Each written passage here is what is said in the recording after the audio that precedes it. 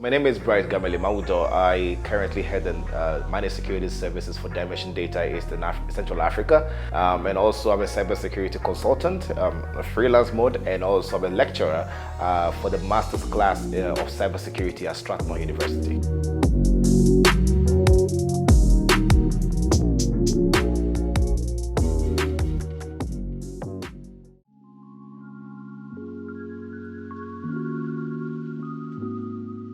Cyber threats that we have been seeing in the past have been changing. I mean, during COVID-19, a lot has changed.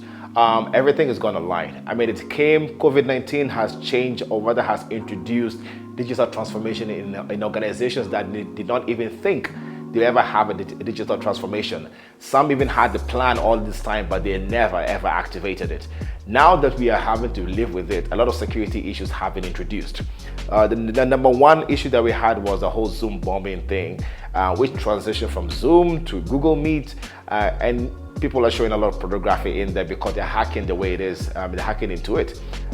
There are security upgrades and updates which is helping solve the problem, but there are other issues to a complete layman or everyday user which we can't even see, such as emails. People are sending emails to you saying you've won something, you can actually click on this because it's an upgrade of an update of a software that you need to use. So click on this and you'll easily click on it thinking it came from a trusted source. People get to click that and then they have ransomware, which is the malware that comes to your computer, locks out all your files and asks you to pay in Bitcoins. I mean, how many people even know how to get a Bitcoin? It's difficult for them to even say, okay, now how do I even pay for this?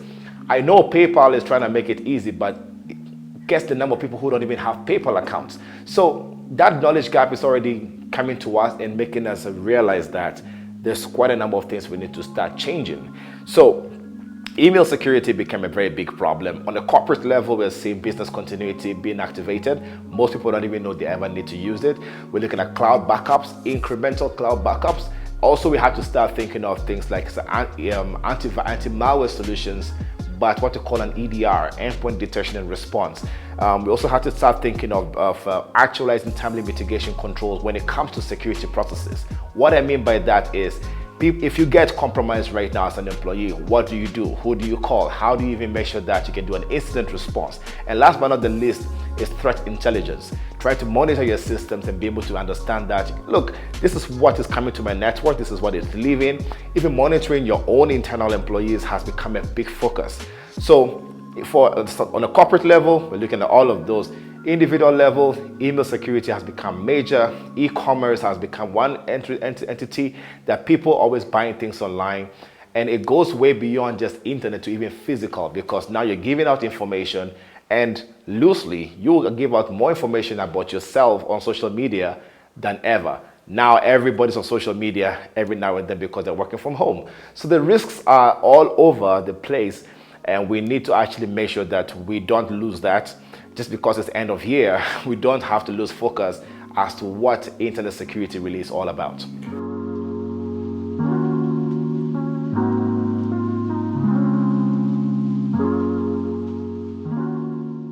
There's a lot of things that can be done by anyone to actually protect yourself. But I'm going to focus on the corporate level. We can take a whole day for that. So I'm going to focus on individuals. One, we need to make sure that our email security is paramount. Your email serves as your base of security. If you lose your email, you lose everything. So what are the things you can do? Email security, you need to make sure your password is actually very strong. And when I mean your password being strong, I mean a sentence.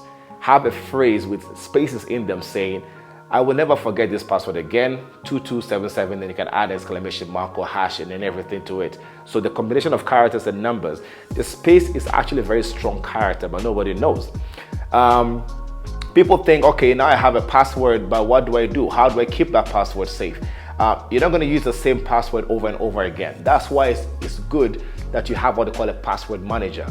If you Google password manager, you see things like Dashlane, 1Password, and then the LastPass. I personally use LastPass, which you can actually use that to keep all the passwords you have, which are all different, in one vault, a secure vault, and have one master password to that. So you don't have to keep on remembering too many passwords, which I believe you'll be using everywhere you go. Then you need to have what they call a two-step verification to your email. Again, about the email security. Have two-step verification, which means that if you want to actually log in, or if even you have been compromised, you will still have to get an extra notification to your phone for you to log in before you can continue. That's an extra security. I tell people, that's not good enough. Yes, you have a strong password, you have two-step verification, there's something called a backup code. The backup code is there because you can lose your phone at night. You can lose your phone at any point in time. There's a reason why that if you travel, that connectivity is not working for the second verification to come to you. Those backup codes are like 10 sets of code you need to have, which is available for every email solution, allowing you to be able to log into the email even if you don't have that authentication with you. So that is for emails. Now going to social media accounts, where it's another avenue where people are getting entry to. We need to watch out for the kind of links we're getting. I see people getting sent a direct message, a DM as we call it, saying you have violated privacy rules and you're supposed to click on ABCD, otherwise in the next 48 hours you're going to lose your account. That is fake. Instagram or Facebook will not send you a direct message. It will pop up on your screen as a notification that you have to treat that with care. So don't get paranoid. Hackers work on paranoia to be able to take advantage of that and make you, to entice you to click on anything or give out information that you're not supposed to. Social media also has two-step verification. Funny enough, people don't even know that. We need to actually make sure that you activate two-step verification even for your WhatsApp. Even WhatsApp has two-step verification, but majority of people don't activate them. That means if they lose their phone or their accounts, somebody can easily take over those account details. Last but not the least, accounts such as that, the ones we have privacy details. You can set the privacy, for example, on Instagram saying, any comment that has the word bright in it, I don't want it there. Instagram will delete that automatically without even you actually going forward. So make sure you go to the privacy settings. Every social media account or program has settings. If you go there, you'll see privacy. Go into that privacy, study it, make sure you understand how to use it, and activate a few things here and there. So I think with that, we should be able to be fairly safe on the internet space when it comes to the kind of details that we deal with every day.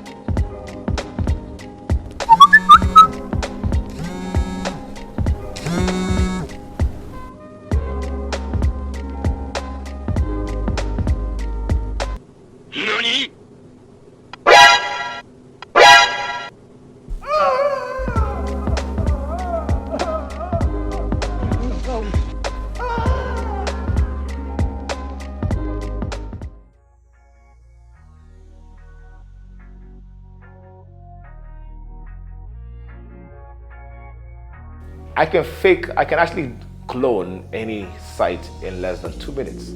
It's quite easy to actually clone the login pages. It's easy to clone any detail about a site because it's not that difficult. Now, those sites are supposed to ask for certain details about you, but you have to be careful exactly what are you giving out, what are you getting in as well. Some of them will even entice you. I've been seeing a few of them saying, do this whole referral links.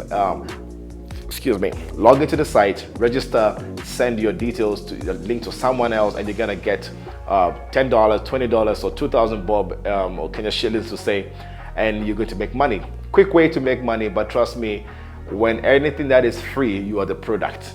You're the product to that whole application. I've seen one recently where they said you can send M-Pesa to about 5 people at once, and then you make some money out of it. I'm like, wait, but it's already Safaricom doing that directly for you. Why do I need to have another application to send to 5 people at once? It doesn't make sense. because as you do those, you're submitting information, and all that information can be used against you for, say, recovery of passwords. If you haven't set it properly, hackers will use that to be able to actually get into your email and extort from you. Others that are there also is now people sending emails to you. I've been seeing it a lot, saying, we found out your email password is this, and you have pornography. We have pornographic details about you. We're gonna spread it if you don't pay. That is fake. It's just your password that you used some time back, which was compromised back in the day, is being shown to you, and just maybe you haven't changed that password in a long time, so you get paranoid and start doing things like that.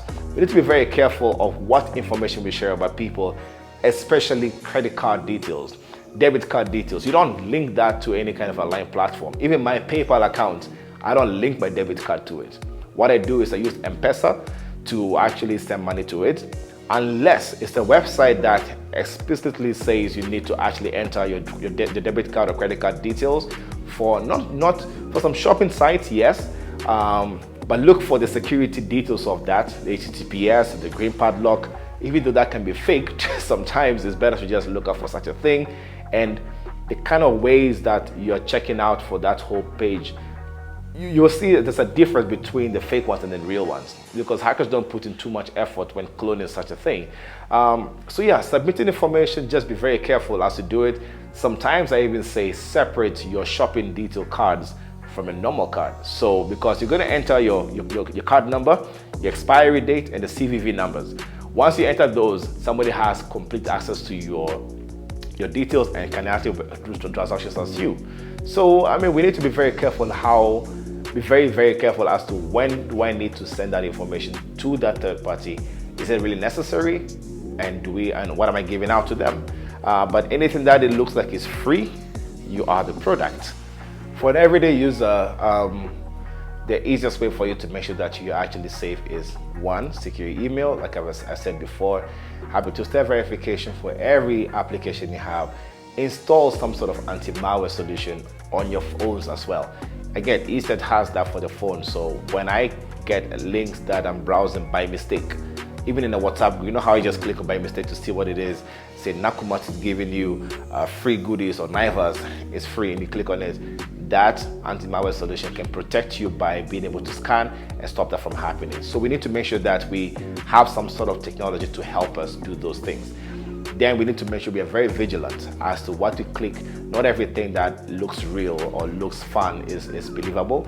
We need to make sure that we don't just submit information to anybody and everyone, and we need to scrutinize who we do business with, especially on social media. I think with those, anyone who has any kind of everyday digital lifestyle should be safe.